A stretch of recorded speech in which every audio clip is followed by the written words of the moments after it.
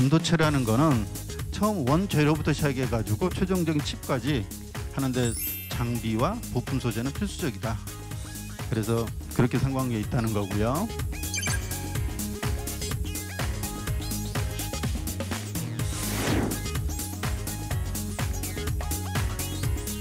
본인이 무슨 대학을 나왔느냐 뭐 이런 것들은 그렇게 중요치는 않다라고 대부분 공통적으로 이야기를 하더라고요. 기본적으로 경력이 있고 이런 그 능력을 갖춘 사람들 같은 경우는 그런 부분이 의미가 없다라는 것들이죠. 그래서 이런 식으로 많이들 채용을 해나가는 부분들이라고 합니다.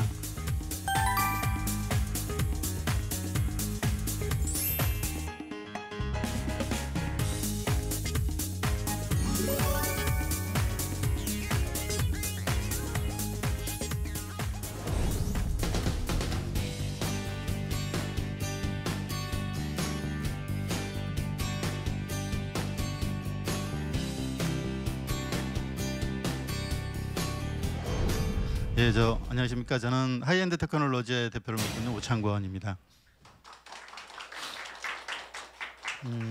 오늘 반도체 장비 산업하고 주요 직무에 소개드리게 됐는데요.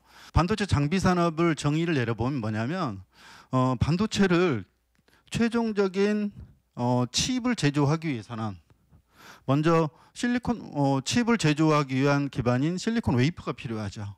근데 실리콘 웨이퍼를 제조하는데도 장비가 필요합니다. 모래로부터 이제 고순도 단결정 실리콘 웨이퍼까지 만들어가는 과정 속에서 그렇게 되는 거고 이렇게 웨이퍼들이 만들어지거든요. 그리고 우리가 이제 그 칩을 형성하기 소자 회로 설계를 하는데 회로 설계를 구체적으로 형상화시켜야 되거든요. 그 형상화된 걸 마스크라고 합니다. 이 포토 마스크 들어보셨을 것 같은데 이 포토 마스크를 제조하는데도 장비가 또 필요합니다. 또 소재가 필요하고요. 그리고 이 포토 마스크하고 웨이퍼를 이용해서 전공정 팹 라인에서 웨이퍼에다 소자 회로 패턴을 형성하는 과정, 이걸 전공정이라고 하고 또 팹 공정이라고 합니다. 이 팹 공정에는 정말 고가의 고부가가치 장비들이 많이 8대 단위 공정으로 대표할 수 있는 그런 장비가 있다라는 것들을 알 수 있고요. 그리고 이제 이렇게 해서 칩을 웨이퍼 형성을 하고 나서 또 웨이퍼 레벨을 검사를 해야 되는데 검사하기 위한 장비들이 필요하고 또 이제 이 수많은 웨이퍼에 있는 수많은 칩들을 이제 분리시켜야죠. 이걸 조립하는 단계라고 하는데 이 패키지 조립하는 단계도 장비들이 필요하고요. 그리고 조립된 상태에서 또 칩 하나하나를 보드에다 꽂아가지고 또 평가를 해야 되거든요. 그럼 또 장비가 또 필요합니다. 그래서 반도체라는 거는 처음 원재료부터 시작해가지고 최종적인 칩까지 하는데 장비와 부품 소재는 필수적이다. 그래서 그렇게 상관계에 있다는 거고요. 그리고 이제 국내 반도체 장비 산업의 경쟁력을 살펴보면 몇몇 부분에 좀 특화되어 있는 게 있습니다. 예를 들어서 PSK의 PR 처리 장치라고 그래가지고 애싱 장비라는 게 있거든요. 그 같은 경우는 지금 세계 1위죠. 그래서 이게 이제 이전 2016년 정도 자료이다 보니 90% 시장 경쟁을 가지고 있다고 하지만 실질적으로 지금 거의 세계 1위 정도의 경쟁력을 가지고 있는 부분들이고요. 기타 좀 경쟁력 있는 부분들이 세정 건조 장치, 열 처리 장비, 뭐 CVD나 PVD 있죠. 이런 쪽인데 그런데 이제 이 CVD나 PVD, CVD, ALD 같은 경우에는 공정 성능은 괜찮은데 장비의 재현성이 좀 부족한 부분입니다. 왜냐하면 특정의 기술에 대한 특허 문제 때문에 좀 우회해서 하거든요. 그냥 장비의 재현성, 신뢰성 24시간 장비를 구동을 시켜야 되는데 이게 예를 들어서 그 우리가 업타임 가동률이라고 하거든요. 가동률이 90%도 채 안 돼 버리면 굉장히 기업 그 수요자 입장에서는 어렵습니다. 그런 부분에 부족한 게 있어가지고 있다라는 것들이고요. 기타 이제 후공정 쪽 같은 경우는 저가의 장비 중심으로 해가지고 경쟁력이 좀 높은 편이라고 보시면 됩니다. 그런데 여기서 이제 가장 이제 고가의 장비인 이제 포토리소그라피 장비나 에처, 임플란트, CMP 이런 데 같은 경우는 그리고 광학 장비 쪽은 경쟁력이 좀 부족해서 우리나라 국산인력이 많이 떨어져 있다라고 할 수가 있습니다.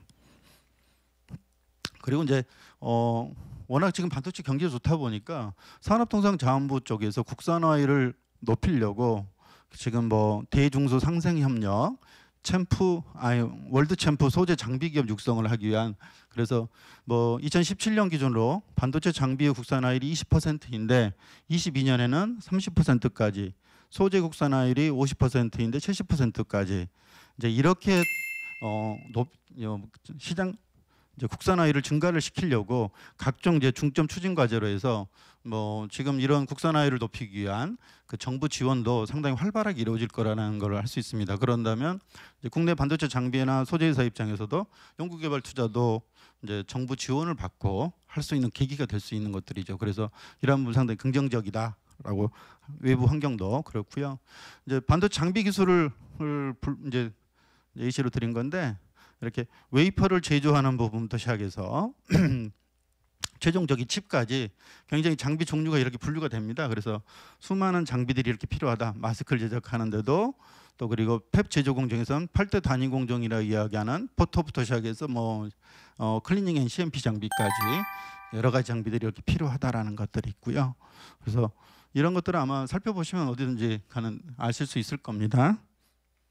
그리고 이제 8대 이제 가장 고부가 가치가 높은 장비가 이 8대 단위 공정 장비입니다. 기본적으로 8대 단위 공정 장비에서 가장 비싼 장비가 어떤 거냐? 포토 장비입니다. 포토 장비. 이게 그 최근에 EUV 장비가 EUV라고 그래가지고 13.5 나노미터의 파장을 가지고 그 우리 카메라 사진 찍듯이 이렇게 미세하게 찍을 수 있는 게 그 노광 장비가 지금 그 한 대당 1,200억 정도. 그게 가장 비싸고 그 다음 비싼 게 이제 에칭 장비 쪽입니다. 램이 그 시장 점유율 1위로 가져가다 보니까 얘네들이 처음엔 450만 불 판매하다가 지금 와서 550만 불에 가격을 높였는데도 어쩔 수 없이 램 장비를 사주고 구매를 할 수밖에 없는. 그렇고 다른 단위 공정 장비들도 기본적으로 다 400만 불 이상입니다. 이 전공정 장비들은 그래서 기본적으로 400만 불 이상의 장비로 구성이 된다는 것들이고요. 그런데 후공정 장비들. 후공정 장비는 아시죠? 이제 웨이퍼가 칩이 다 제조가 됐어요. 그러면 이게 나중에 이제 패키지까지 다 한 상태거든요. 이 그림이 보시면 그러면 여기 이걸 다이를 이제 칩이라고도 합니다. 이 칩을 보호하기 위해서 뭐 에폭시로 이제 몰딩하는 거 또는 뭐 이렇게 그 리드 프레임 가지고 또 만드는 거 이러한 것들을 하는데 이제 이 후공정을 하는 이 칩을 만드는 후공정 장비 같은 경우는 검사 장비를 제외하고는 정말 장비가 가격이 쌉니다. 뭐 5억도 채 안 됩니다. 이쪽 같은 경우. 그러다 보니까 부가가치가 좀 떨어지죠. 왜? 기술적인 난이도가 낮다 보니까 누구나 만들 수 있으니까요. 그래서 어떻게 하면 저가로 만들지 거기에 포커싱하지 이 뭐 기술적인 완성도를 높이기 위해서 뭐 일부분을 제외하고는 다 어떤 저가의 장비라고 이렇게 생각하시면 됩니다. 그리고 반도체 소재 쪽 같은 경우에는 이제 그 말씀드렸죠. 국내 회사들이 상대적으로 좀 더 시장 점유율을 높일 수 있는 손쉽게. 그리고 또 이왕이면 그 삼성이나 SK 하이닉스 쪽에서도 실은 많은 도움을 줍니다. 특히 소재 분야 같은 경우는 국산화를 하려고 그래서 손쉽게 좀 하고 있고 몇몇 회사들 같은 경우에도 그 매년 30% 이상씩 매출액이 증가하고 있습니다. 소재 부분에 관련해서는. 그래서 소재 부분 쪽 보시면 유명한 회사가 아마 동진세미캠 같은 회사는 들어보셨을 것 같은데 거기가 매출액이 아마 전년도 1조가 넘을걸요. 1조 2천억 정도. 이제 주로 이제 이 포토 리소그래피 쪽에 PR 강광막 물질 또 각종 케미칼 관련한 거 그런 것들 주로 하고 있고요. 그리고 솔브레인이라는 회사 같은 경우도 실은 반도체 소재 쪽 기반으로 해서 성장한 회사이고 그다음에 또 케이스텍 같은 경우도 상당히 그렇고요. 그래서 소재 회사들이 꽤 많습니다. 웨이퍼 관련 회사는 지금 국내 회사로는 SK 실트론이 있죠. 거기 같은 경우도 있고 그다음에 이제 가장 또 소재 부분으로 유명한 게 이 CVD나 ALD용 전구체 프리커서를 이 ALD 머티리얼이라고 하는데 이 전구체 프리커서 관련한 시장들도 굉장히 크게 성장을 하고 있습니다. 그런데도 이 같은 경우는 뭐 예든 그램당 몇십만 원씩 합니다. 그 정도로 고가의 정도로 그렇고요. 그 다음에 애칭이나 이제 클리닝 머티리얼들도 있고 이제 뭐 CMP 슬러리 같은 경우는 올해 시장 규모 세계 시장 규모는 1조 2천억이 넘고요. 국내 규모는 약 한 4천억에서 4천억 정도 됩니다. 그래서 이제 근데 국산화율을 보면 한 50%가 채 안 되는 정도고요. 그래서 성장에 대한 잠재 능력은 충분히 좀 있다라고 살펴보면 될 것 같습니다. 기타 쭉 뭐 소재 부분들이 많이 있습니다. 이런 부분들도 그래서 제가 이러한 어떤 그 반도체 소재 쪽에 대해서 나열을 해드린 이유가 뭐냐면 우리 전 팀장님도 그 말씀드렸지만 반도체 회사를 어떤 회사가 있는지 잘 모르시는 게 많잖아요. 반도체 산업협회 홈페이지 들어가 보시면 회원사 부분 이렇게 위촉 회원사 창이 있거든요. 거기 한번 클릭을 해보셔서 안에 들어가 보시면 장비회사, 소재회사 많은 분류되어 있습니다. 그 회사들 한번 리스트를 한번 보시면 거기 회원사들 대부분이 최소 500억 이상 매출하는 회사들입니다.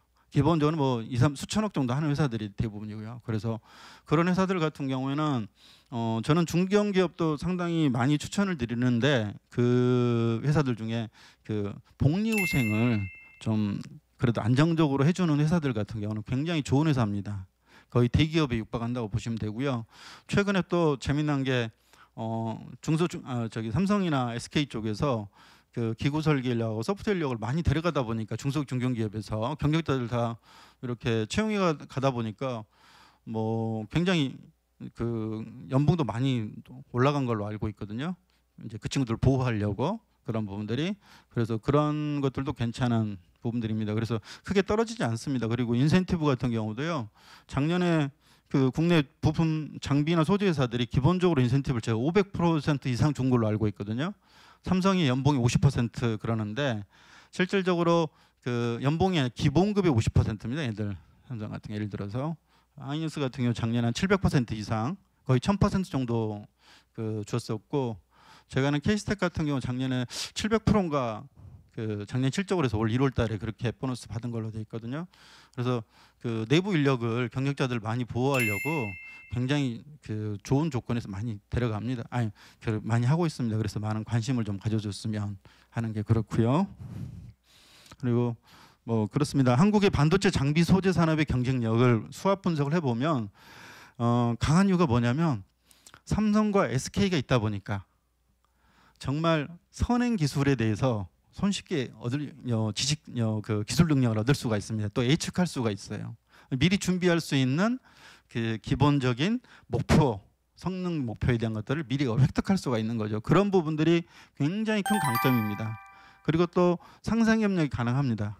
우리가 우리 반도체산업협회 쪽에서 그 부품 성능 평가 팹이라고 그래가지고 삼성이나 SK에서 요구하는 부품들이나 소재들에 대해서 국내 중소 중견기업 개발을 하잖아요. 그러면 삼성이나 SK와 연결을 해줍니다.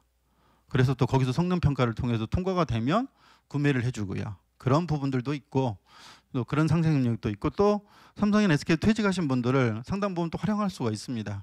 다 수용을 못하지만 그런 부분에서 오는 그 선행 기술력에 대한 EM이 습득되는 것들이 강점들이 있다. 근데 딱 하나 질문도 있죠. 이 기술 및 특허 문제가 심각합니다. 이런 부분들은 장기적인 연구 개발을 통해서 그 해결을 해야 되거든요. 그런데 그러한 재원들이 그동안 반도체 장비나 소재 회사들은 확보를 못했었는데 2016년 하반기부터 시작해가지고 내년 정도까지 한 3년 정도 축적을 하면 아마 굉장히 많이 연구 개발에 대해 고민을 하시고 인적 물적 투자를 많이 할 거라고 저는 지금 해오고 계시기도 하고요. 많은 회사들이 그런 부분에서 성장을 한계가 있었는데 그걸 극복하기 위해서 많은 노력들이 있을 겁니다.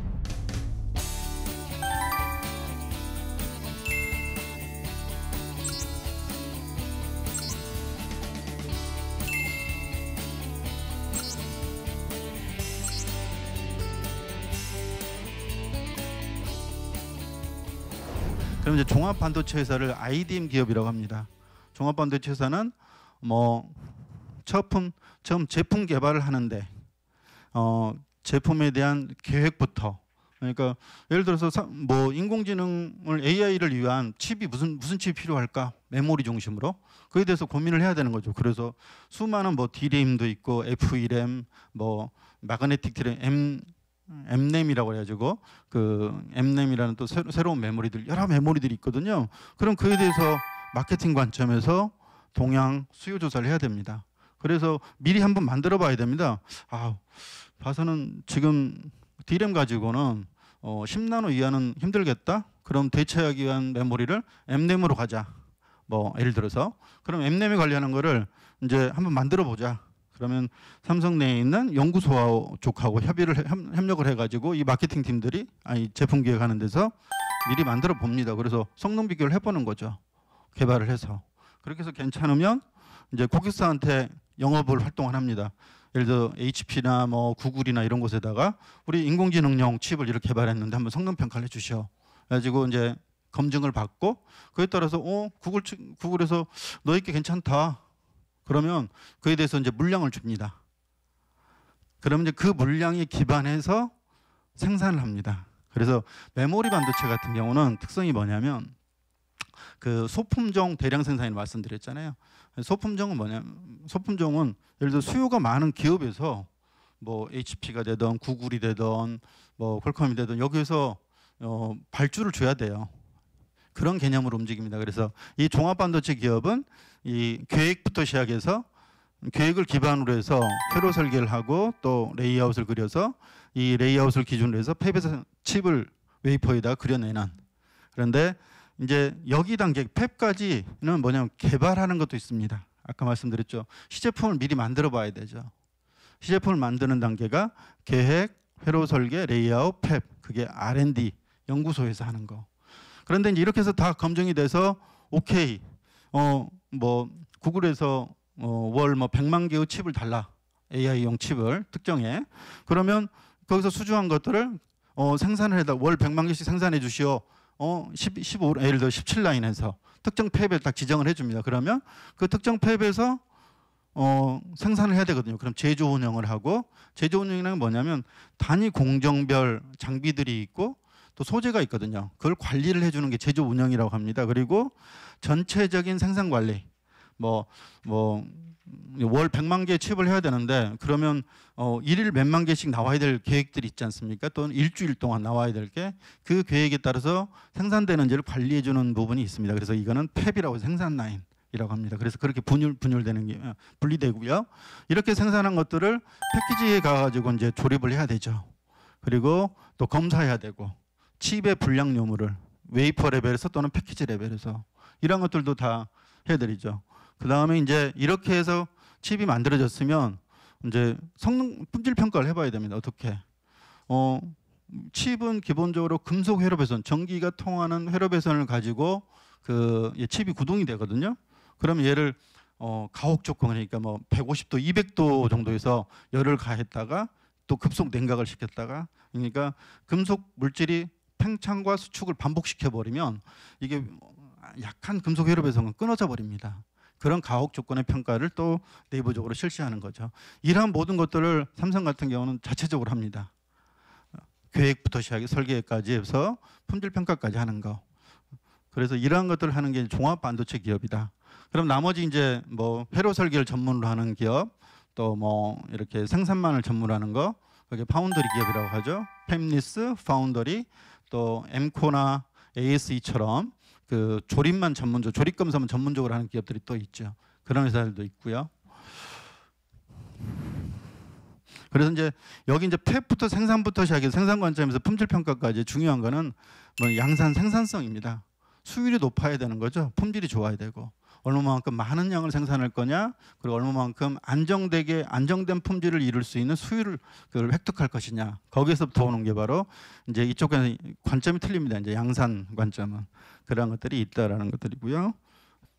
그렇죠. 설계하는 거, 레이아웃, 그리고 이제 R&D 소자 개발하는 데 있어서 R&D 부분, 그리고 이제 R&D 공정 개발하는 거. 이제 소자 개발과 공정 개발은 좀씩 틀립니다. 이제 그것들이 있다는 거리고, 그다음에 이제 팹에서 양산하는 거. 최근에 하나 재미난 게 있습니다. 재미난 직무가 생겨나기 시작했어요. 중요한 직무가 뭐냐면 환경 안전 관련한 겁니다. 특히 몇 년 전에 삼성 쪽도 그렇고 불산이랑 몇몇 그 유독성 가스들 누출되면서 삼성 같은 경우 불산 누출 때문에 굉장히 뭐 팹을 일시적으로 폐쇄했다가 그런 것도 있었지만 SK하이닉스 우시 반도체 같은 경우는 재작 한 3년 전인가 화재가 났었죠.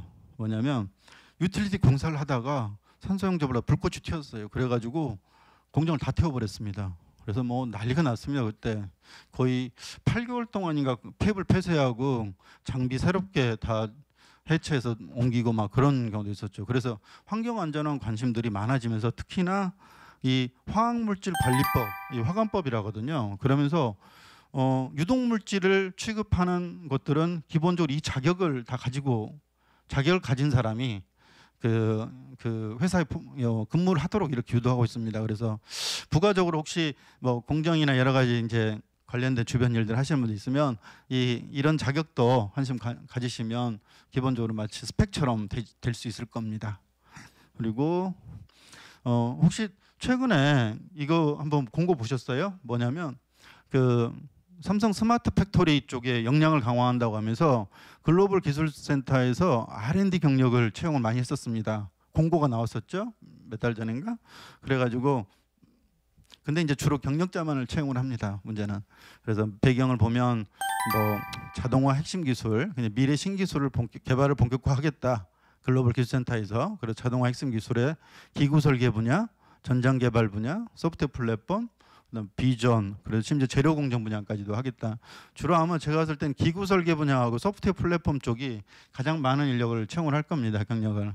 그런데 이제 여기서 다 경력 사원입니다. 그래서 근데 이제 삼성 같은 경우도 마찬가지로 뭐 저 이전 말씀드렸죠. 저도 예전에 저희 팀에 꽤 좋은 대학에 정말 탑 3 안에 들어가는 대학에 이렇게 친구를, 그것도 대학원 나온 친구를 저희가 저희 두산에 있을 때 채용을 해서 저희 팀에 있었는데 참 답답해요.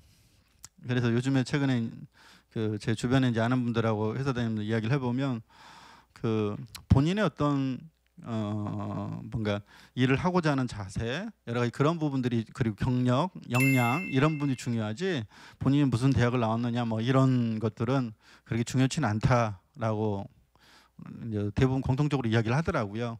그런데 이제 그런 부분들을 선별하는 게 쉽지 않다 보니까 그런 약간의 이제 타이틀을 보려고 하는 성향이 있는 것이지, 기본적으로 경력이 있고 이런 그 능력을 갖춘 사람들 같은 경우는 그런 부분도 의미가 없다라는 것들이죠. 그래서 이런 식으로 많이들 채용을 해나가는 부분들이라고 합니다. 그리고 이제 반도체 장비 회사에서 제품 개발을 하고 검증하는 데 필요한 NCS 반도체 장비가 있습니다. 이 반도체 장비를 살펴보면 이제 세부적으로 좀 살펴드릴게요. 다음 장에서 뭐냐면 기본적으로 설계 분야, 생산 조립, 성능 평가, 품질 관리, 그리고 고객 지원을 나눌 수가 있습니다. 여기서 특히 중요한 게 설계 분야입니다. 설계 분야에서도 첫 번째는 반도체 장비 개발하는데 2년에서 3년 정도 필요하다고 말씀드렸죠. 그렇는데 예를 들어서 뭐 A라는 방법이 있고 이제 A라는 장비 구성이 있고 B라는 장비 구성이, C라는 장비 구성, 수많은 아이디어들이 나올 수 있잖아요. 그런데 여기서 우리가 B라는 걸 선택을 했어요. 그런데 B라는 걸 선택했는데 2년 3년 해보다 보니까 제대로 구현이 안 된 거예요. 우리가 목표했던 성능이 안 나오는 겁니다. 원래 추정했던 거대로. 그러면 그 회사 같은 경우는 굉장히 매출에 반도체 장비 투자 사이클을 따라가지 못하다 보니까 굉장히 심각한 타격을 먹습니다. 미국뿐만 아니라 국내 회사들도 꽤 유명한 회사들이 그렇게 해서 뭐 M&A를 다른 곳에 M&A를 파산 지경에 이르면서 M&A를 당한 경우도 많았고요. 그러다 보니까 실은 반도체 장비에서 장비 개발이 중요한 게 이 컨셉 설계입니다. 기획하는 겁니다.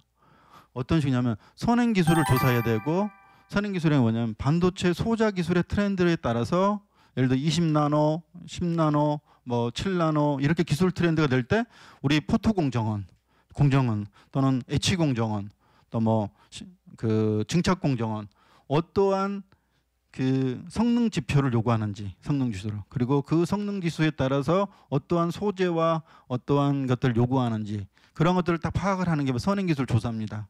그러한 걸 조사를 통해서 개발 계획을 수립하고 구상 설계하는 거.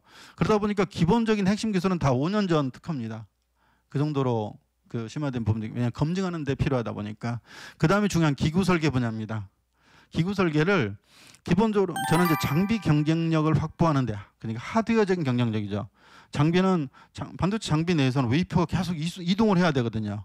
그리고 특정의 공정을 진행하기 위한 챔버나 장소에서 뭐 공정용 가스, 공정용 케미칼을 공급을 해야 되고, 그걸 또 짧은 시간 내에 이용을 해가지고 원하는 회로 배선을 만들어야 되거든요. 그런데 그 성능이 그러한 하드웨어적인 전체적인 플로우상에서 계속 안정되게 유지가 돼야 되는데 그러지 못하는 경우가 있거든요. 그래서 장비 신뢰성이라고 합니다. 장비 같은 경우는 신뢰성 분야를 공정을 진행하기 위한 공정 신뢰성 부분, 그리고 장비를 안정적으로 유지하기 위한 장비 신뢰성 부분 나누는데, 이 기구 설계하시는 분들이 이 장비의 신뢰성 측면에서는 꼭 중요합니다. 그런데 이분들이 어떤 문제가 있냐면, 우리 일반 기계 설계 쪽에 하셨던 분들이 오시거든요. 이 부분 이 일을 합니다. 근데 이분들은 그림밖에 잘 몰라요. 그림 그리는 것밖에. 반도체 공정은, 반도체 소재는 어떻게 공정이 어떻게 달라짐에 따라서 어떻게 필요로 하는지를 모르고, 그러다 보니까 좀 동떨어져 있는 것들이 많습니다. 그런 부분들. 그런데 이 기구 설계 분야 같은 경우는 상당히 중요하다. 근데 여기에서 하고 있는 일들이요, 로봇 제어도 하고요, 각종 모든 다 제어들을 합니다. 유체 제어까지도. 그러다 보니까 반도체 장비 회사에서 기구 설계 하셨던 분들이 뭐 디스플레이든 로봇이든 뭐 인공지능이든 다 하실 수 있습니다. 그런 확장성들이 있다라는 거죠. 그만큼 정밀 제어가 해야 되거든요. 그러다 보면 그런 기구 설계를 해야 되니까. 그리고 또 그다음 중에 소프트웨어입니다. 소프트웨어는 예전에는 이게 이제 그래픽 유저 인터페이스라고 그래가지고 기구 제어, 그러니까 로봇을 제어하는 거, 또는 뭐 각종 가스 유체를 제어하는 거, 여기에서만 국한돼서 소프트웨어 엔지니어가 있었거든요. 그런데 최근에 와서는 공장이 자동화되다 보니까 그 통신이 또 필요하죠. 왜냐하면 자동화되다 보면 사람이 무인 자동화입니다. 사람이 없이 장비를 진행하다 보니 장비 내에서 진행되고 있는 중요한 팩터들을 데이터로 중앙에 호스트로 보내줘야 됩니다. 그러다 보니 통신 소프트웨어가 이제 자동화 통신 소프트웨어 엔지니어들이 소프트웨어 분야에 생겨났고, 그리고 사람이 없다 보니까 장비나 부품들이 정상적으로 잘 진행되고 이제 감시를 해야 돼요. 그것도 제어를 해야 돼요. 그러기 위한 모듈들을 같이 장착을 시키거든요. 그리고 데이터가 나오고, 그에 대한 감시 제어 소프트웨어 분야. 그러다 보니까 이 부분이 굉장히 많이 확장이 됐습니다. 그런데 예전에는 삼성이나 SK하이닉스 반도체에서 장비 회사한테 다 이 부분을 다 여기까지 다 요구를 했습니다. 실제로 이 부분들을 장비 회사한테 다 해달라고 했었습니다. 그런데 그때는 데이터가 그렇게 많지 않았거든요. 요구하는 데이터가. 그런데 지금은 장비 내에서 구동되고 있는 모든 하드웨어적인 거, 유체 관련한 것들을 데이터를 다 요구하다 보니까 도저히 장비 회사에서 못 해주는 거예요. 그래서 직접 합니다, 이제는. 그래서 삼성이나 SK 반도체에서 이런 관련된 엔지니어까지도 다 채용을 하는 거죠. 그런데 이 장비나 자동화 부분에 대한 기구 설계 분야까지도 채용을 합니다. 왜냐하면 하드웨어를 알아야지 제어를 하는 거니까. 그래서 이런 부분들이 또 장비에서 이 두 가지 부분, 기구 설계와 소프트웨어 부분은 굉장히 중요하다라는 것들을 그렇고요. 그리고 이제 그럼 장비 만들어서 성능 평가를 해봐야 되는 거죠. 성능 평가 엔지니어가 바로 이제 지금 혹시 여기 소재나 금속 재료나 화학 쪽에 전공하셨던 분들, 반도체 공정이라는 걸 좀 배우셨던 분들이 이 성능 평가를 주로 전담합니다. 장비가 정상적으로 구성되는지, 특히 공정 신뢰성 관점에서의 성능 평가를 해보는 거죠. 특정의 단위 공정, 장비 성능 평가를 하고 문제 해결하고 계속 개선하는 일들을 합니다. 그래서 이러한 것들이 다 문제가 발생을 하면 피드백을 해가지고 기구 설계적인 관점, 소프트웨어 관점에서 해결을 해야 되는 거죠. 그러면 하드웨어를 변경을 하거나 소프트웨어를 변경을 하거나 그런 것들이 계속 서로 간에 이 서로 간의 상호관계를 통해서 개발해 나가는 관계가 성능평가입니다. 이렇게 장비가 다 개발이 되면 고객한테 검증을 받아야 되죠. 그런데 고객을 검증하는 데 있어서 정말 고객의 팹에서 공장에서 인증을 받는데, 뭐 일전에 우리가 자체적인 성능평가를 할 때는 장비를 하루에 24시간이면 뭐 6시간 겨우 돌릴 수 있나? 3시간 내지 3시간에서 6시간밖에 구동을 못 시킵니다. 자체적인 부분. 근데 고객의 팹에 가면 24시간을 돌려 그 장비를 가동을 합니다.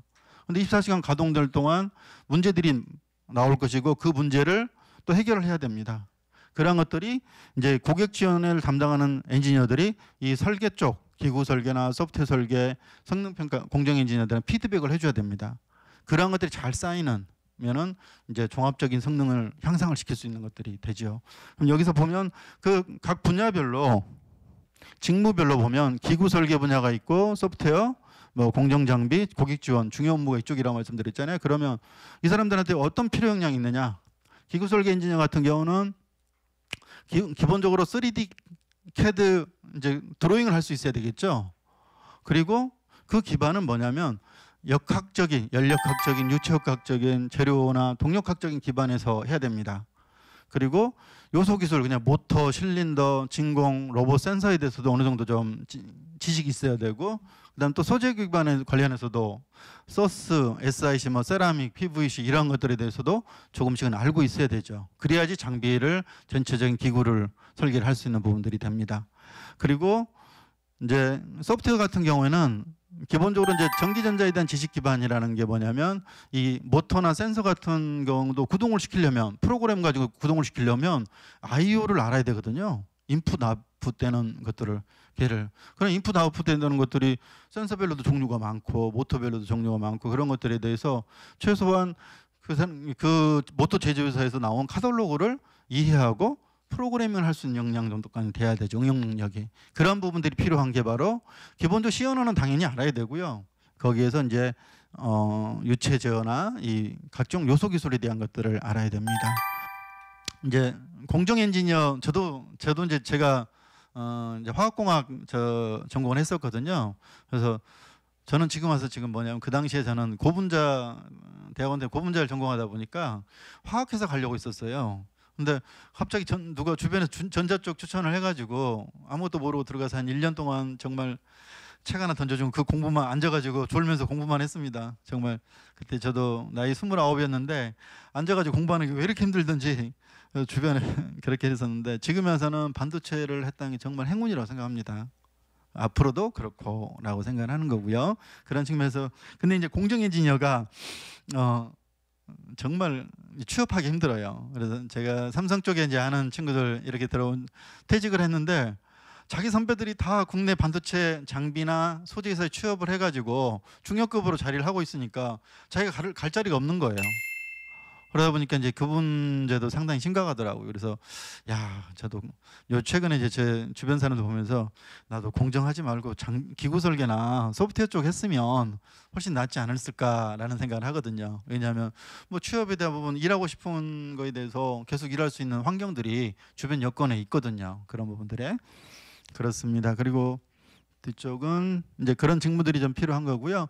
그리고 이제 반도체 제조 운영이라는 부분이 있습니다. 뭐냐면 이 반도체 제조 부분은 뭐냐면 각종 단위 공정 장비들, 포토, etch, 방막 디퓨전 쪽, 그리고 CNC, MI라는 게 뭐냐면 광학 계측기 중입니다. 방막 두께를 측정하고 방막의 표면의 오염도를 측정하고 이게 이제 메트롤로지 인스펙션이라는 장비가 있거든요. 이 광학 분야 이런 쪽, 그리고 반도체 검사 쪽, 조립 쪽, 그리고 뭐 생산 라인의 시설들 관련 운영하는 거, 유틸리티랑 시설 운영하는 거 이런 부분들 쭉 나눠지는데 나중에 예를 들어서 그 삼성이나 SK처럼 이 반도체 팹에 근무를 하시게 되면 이쪽 자료를 한번 살펴보세요. 그 학습 모듈들 쭉 살펴보시면 기본적으로 내용들이 괜찮습니다. 그러니까 여기는 실은 이제 반도체 팹에 근무하는 사람들이 볼 만한 장비 운영에 대한 기본적인 내용들이 여기에 정리되어 있던 것들이고요. 그리고 이제 쭉 설치, 운영, 유틸리티 그러고요. 재료 개발 분야 같은 경우는 저는 오히려 이제 재료 쪽이 상당 부분 실적을 현재 증명이 돼 있습니다. 이 재료 분야는 현재 뭐 약 국산화율이 50% 정도인데 쉽게 70%까지 갈 겁니다. 충분히 경쟁력 있게 할 수 있는 일들이고요. 그래서 이제 재료 분야 같은 경우도 웨이퍼 같은 경우도 있고요. 근데 웨이퍼 분야는 국내가 좀 약합니다. 일본의 시네츠나 섬쿠라는 회사가 거의 세계 시장의 70% 이상을 점유하다 보니까 국내 SK 실트론이 있긴 하지만 저는 좀 추천을 안 드립니다. 경쟁력이 좀 떨어지는 부분이고요. 그래서 이제 노광 공정 쪽 관련한 회사들, 그리고 가스, 그다음 금속 타겟, 뭐 웹케미칼 쭉 소재들이 있습니다. 그래서 이러한 재료들 한번 소재 회사에 취업을 하시게 되면 기본적으로 내용들 한번 살펴보시면 괜찮으실 겁니다. 근데 소재 회사는 소재 회사 같은 경우는 그 인력을 채용을 할 때 주로 예를 들어서 그 가스나 케미칼 회사 같은 경우는 화학 기반 관련된 전공들을 그건 순수 화학 쪽도 유기화학이나 그런 쪽 예를 들어 그렇고 이제 금속 재료나 뭐 세라믹이나 이런 쪽 같은 회사들도 있습니다. 그런 회사들 같은 것도 괜찮고요. 제 개인적으로 이 재료 쪽 관련해서도 저는 이제 밸브나 벨로즈 여러 가지 핵심 부품들이 있거든요. 장비 구성하는데 그쪽도 좀 많은 연구가 좀 되었으면 하는데 아직은 좀 많이 부족한 게 좀 아쉽다는 생각이 듭니다. 그래서 소재회사 같은 경우는 한번 관심 깊게 보시면 그 우리 반도체 산업협회 홈페이지 보면 회원사들 보면 이 재료 쪽 관련된 회사들도 쭉 분류돼 있거든요. 그 회사들도 대부분 2, 3천억 이상 됩니다. 회사들 매출이. 그러니까 살펴보시고 이제 쭉 한번 여기도 정리돼 있는 것들이고요. 기본적으로. 그래서 이렇게 해서 반도체 직무 쪽으로 한번 정리를 됐습니다. 네, 고맙습니다.